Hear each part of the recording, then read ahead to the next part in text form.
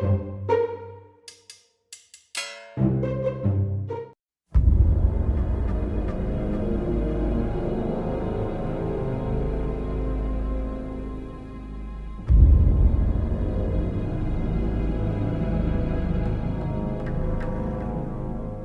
guys, my name is MetaGoblin, and today we're going to be evaluating which expansion in World of Warcraft's history had the most content and taking a deeper look at how that content has actually changed over time.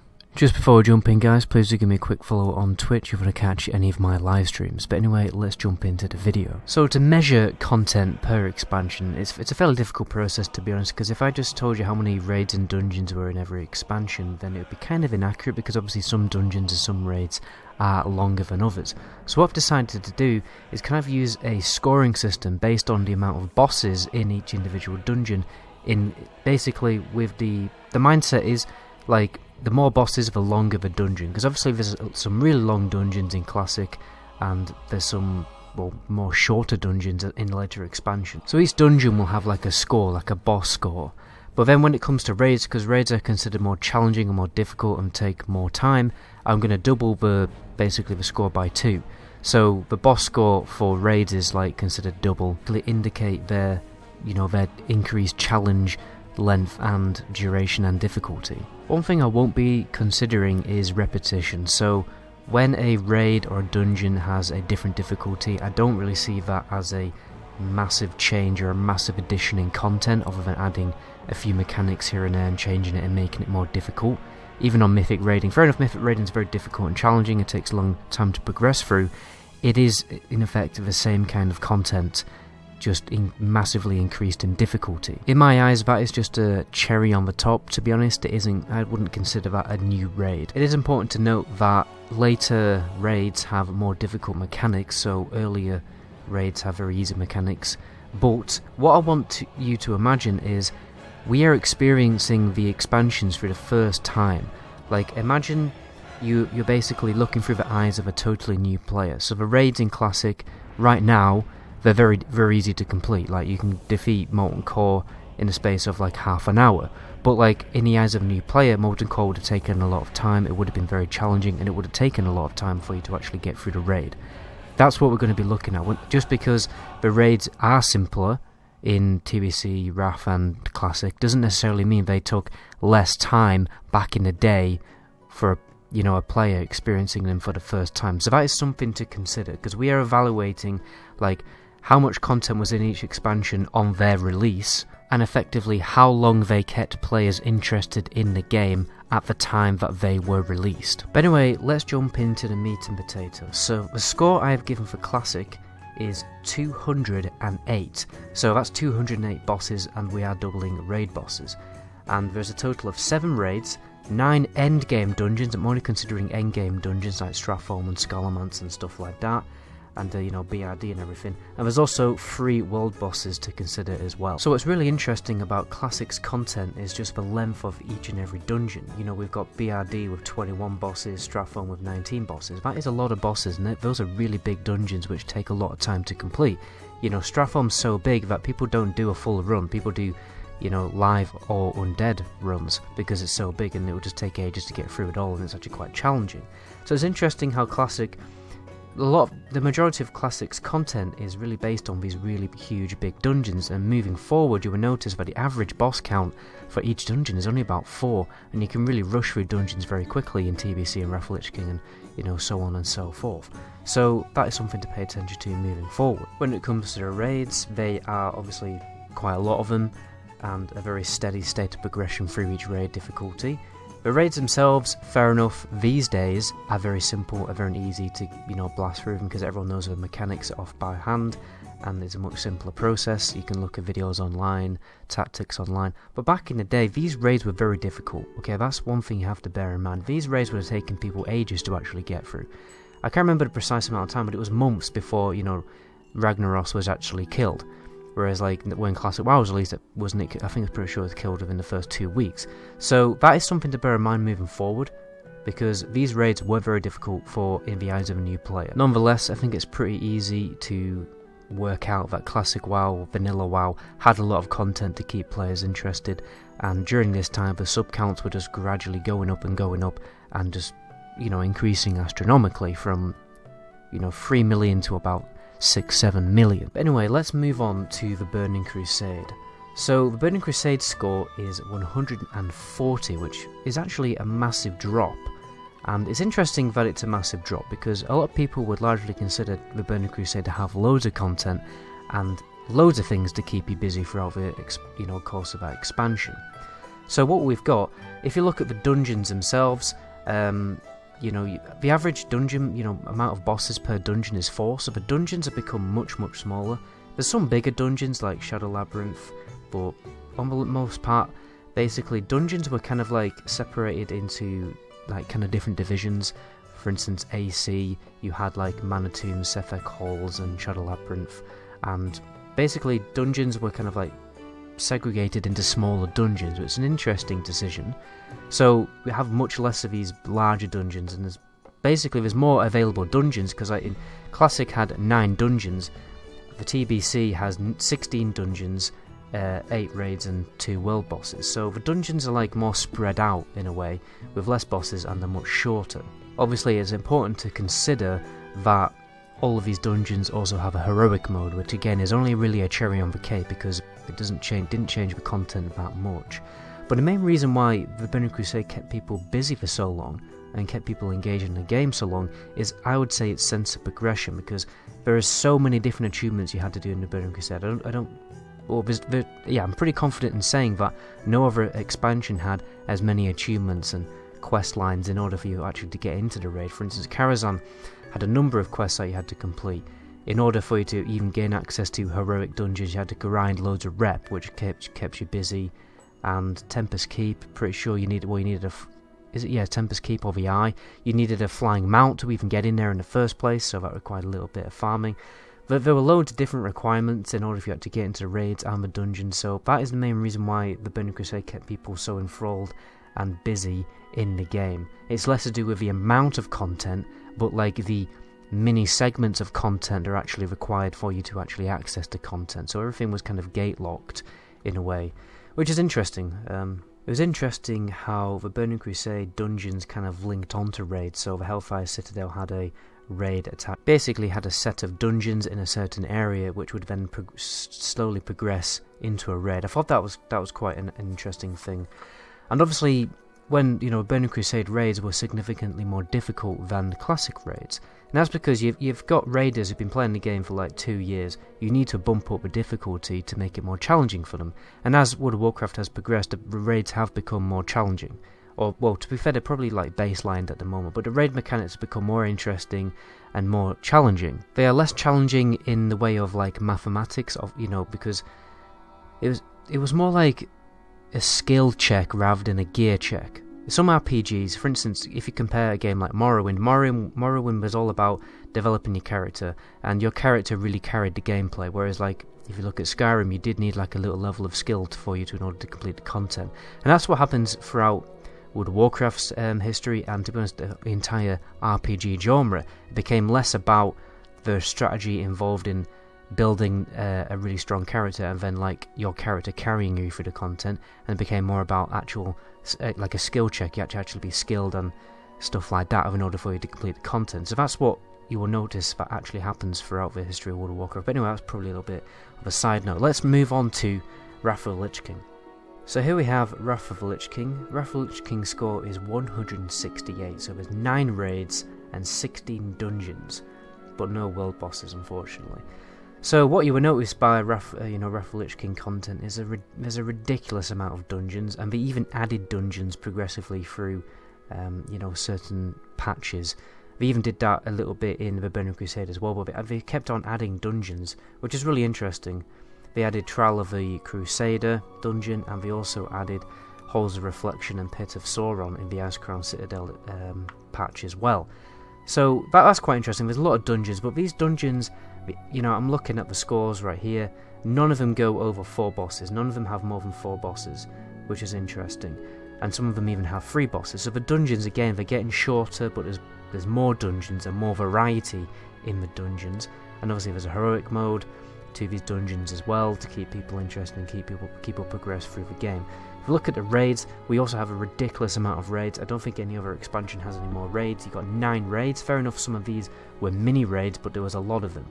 What's interesting about TBC Wrath of the Lich King launch and Cataclysm launch, but not Miss and Pandaria launch, is how there was 3 different raids available to you.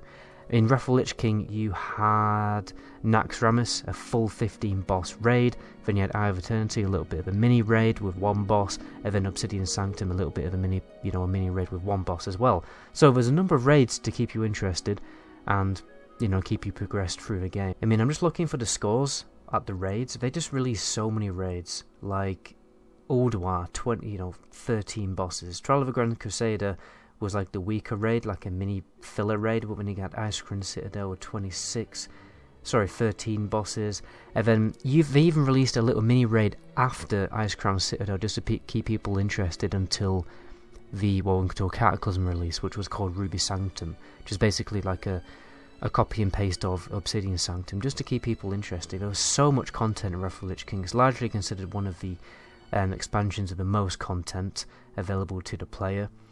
It's probably the large reason why there's so many Wrath of the Lich King servers out there, and a big draw for people playing Wrath of the Lich King private servers. It's probably why Warmain is still very, very popular with like 13,000 people playing it, because there's literally just so much to do in Wrath of the Lich King. It takes you a long time to get bored of Wrath of the Lich King. I've probably played Wrath of the Lich King servers, I'd say like 3 times now. Obviously, actually probably 4 times including retail, so I always find Wrath of the Lich King a very interesting and fun expansion to play because it just keeps you so busy for so long and it's very difficult to get bored of it. So now we're moving on to Cataclysm. The Cataclysm score was 122, so this is a massive dip compared to the previous expansions in total content, total raid bosses. We have 6 raids and 14 dungeons, so that's less raids and less dungeons. So this is quite interesting.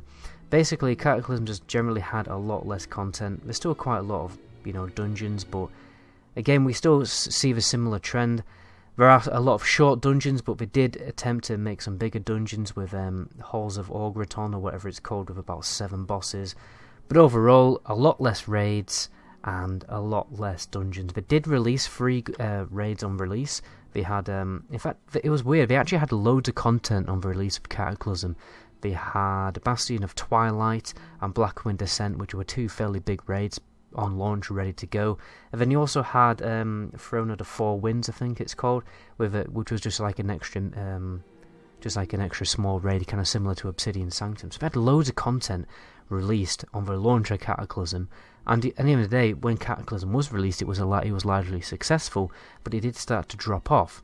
And this is when we saw, for the first time in World of Warcraft's history, some serious content drought. So there will just be a patch that will be released, and you go and play that raid, but then you defeat the raid, and then you're just kind of waiting around, pretty much doing nothing until the next raid comes out for basically too long. I think this is what largely contributes to the decline in World of Warcraft's player base over time, and that especially just began to happen in Cataclysm. A raid's completed, and people are just waiting too long for the next phase of content, and that's what really started to happen in Cataclysm.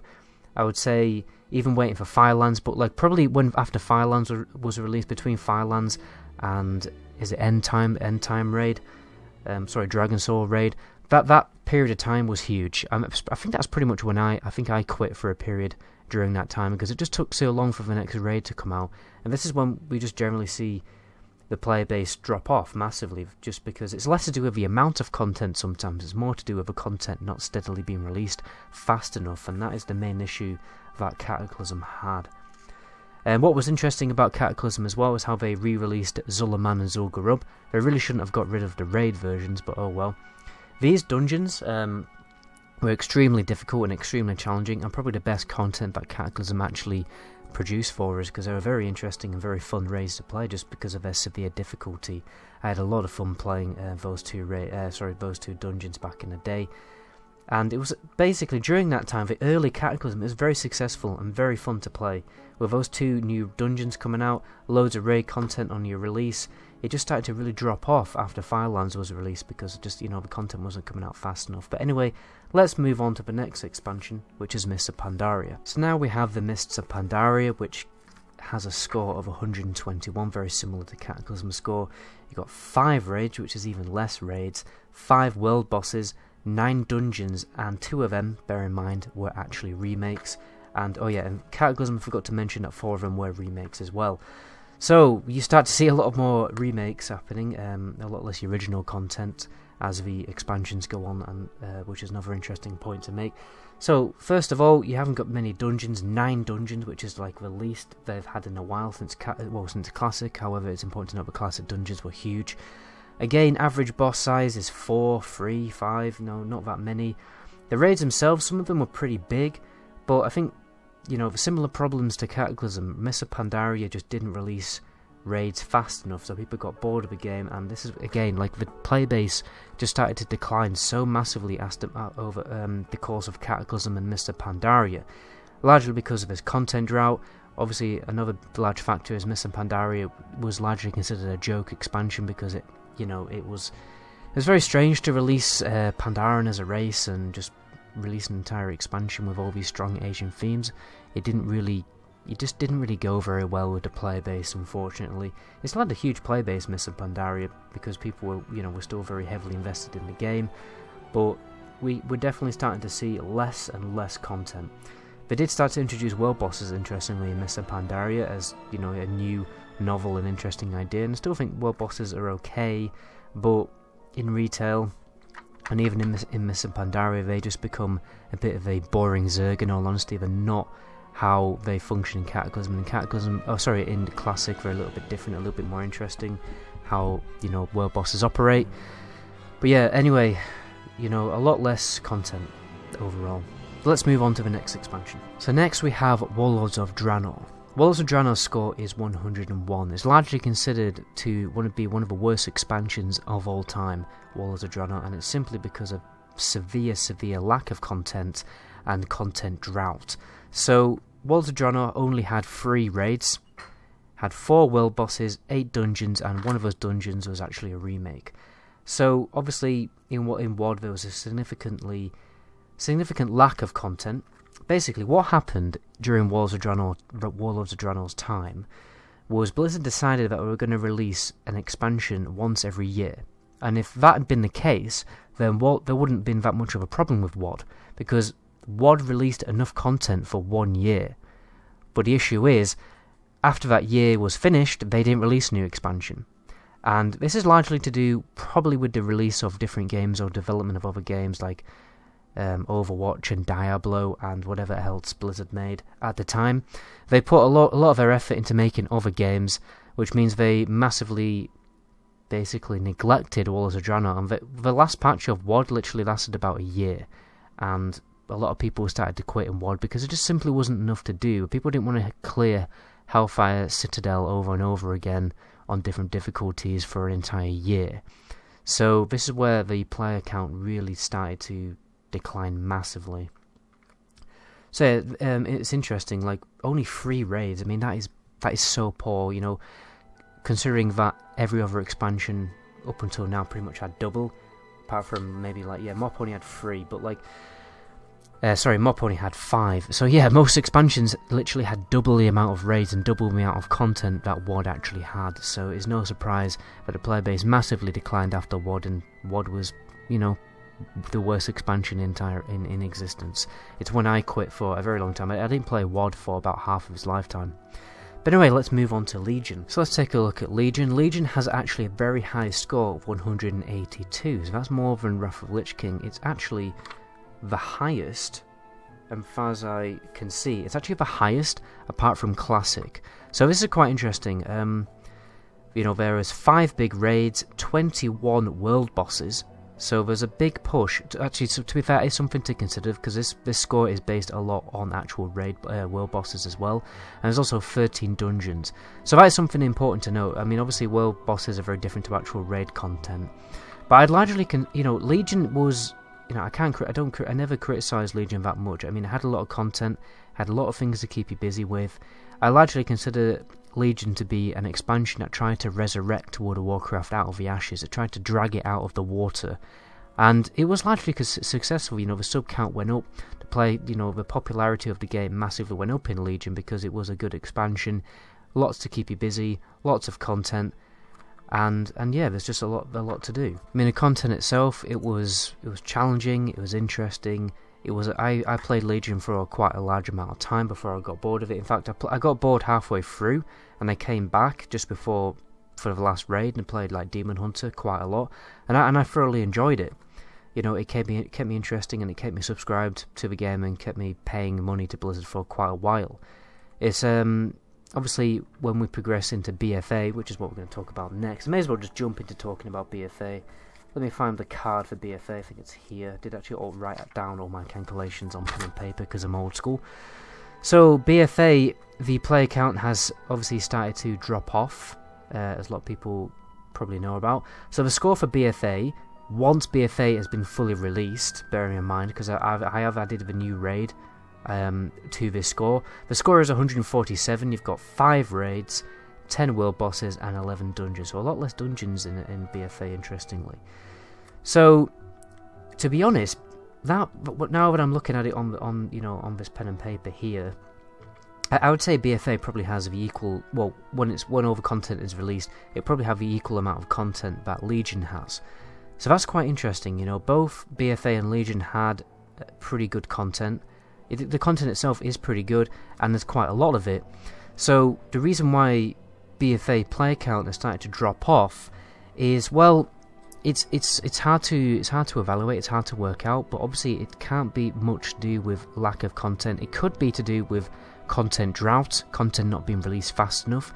But I think basically during, I would say, like Legion, well, from the space of MOP to BFA right now, Blizzard have tried to develop World of Warcraft less around, I would say, raiding and dungeons, and tried to create content in different areas. So this is something to consider with BFA and Legion. There have been different forms of content. You've got island expeditions, you've got warfronts, but the issue is these different areas of content they just weren't that very interesting. They weren't that engaging, they weren't very fun, they were basically just boring and repetitive and didn't really keep people interested in the game.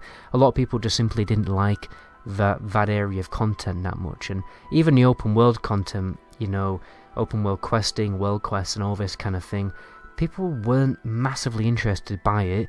People just kind of like had to do it in order to progress the character. If we look, at World of Warcraft's different expansions, it seems that the expansions had the most dungeons and raids and the most sense of, the most achievements and stuff like that were more successful. During Cataclysm, when the amount of raids and dungeons started to decline and started to reduce, the player count started to reduce in pretty much a direct correlation with each other. So basically, I think overall it has been interesting to put each and every expansion up against each other on a purely, raid-based content element rather than, other areas of content. And it seems that expansions with less raid and dungeon content generally succeed less. So, I mean, it's kind of like, if you've got something that works, you may as well just keep on, keep it working. I don't see why Blizzard have tried to... They've obviously tried to be more creative with their game, to do other things, and which is what they should do, but they've just ultimately kind of failed, because what they should have probably just done is released more interesting and innovative creative raids and dungeons rather than releasing non-raid content, because the non-raid and dungeon content throughout World of Warcraft's timeline just hasn't been as successful as the core content of the game. It's like if you watch any Hell's Kitchen, is called Hell's Kitchen? Yeah, if you watch any Hell's Kitchen program, where Gordon Ramsay comes into restaurants and he evaluates every aspect of the restaurant, and one of the things that he always says is, if the food is not good, then you're never going to succeed. Fair enough, you need good You need fast service, you need polite waiters, you need, all these other things. You need a restaurant to look good, all these other separate things. But the real thing that's actually important in a restaurant is the food. The food has to be, tip top. That's how you keep people coming back. There's a lot of dingy restaurants which are very successful because they just make really excellent, great food.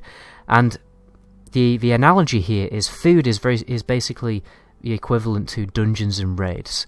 The dungeons and raids have to be extremely good, extremely creative, very interesting, and they have to release progressively, frequently, and there shouldn't be a drought of dungeons and raids. At the end of the day, that is the main reason why people play World of Warcraft. The main reason why people play MMOs, to be honest, is to do group, dungeon, and raid content. And if that core element of World of Warcraft isn't there, then the player count, it is gonna, gradually decline, which it basically has, and therefore it's no surprise that Classic WoW has become so popular. But Classic WoW, I mean, this is probably a topic for another video. After Classic WoW, the dungeon and raid content is much easier for people to progress through. There's a lot of elements of Classic WoW which are which bring its large appeal to the game, other than dungeons and raids. It's more to do with the actual mechanics of the game, particularly class design and other things like that.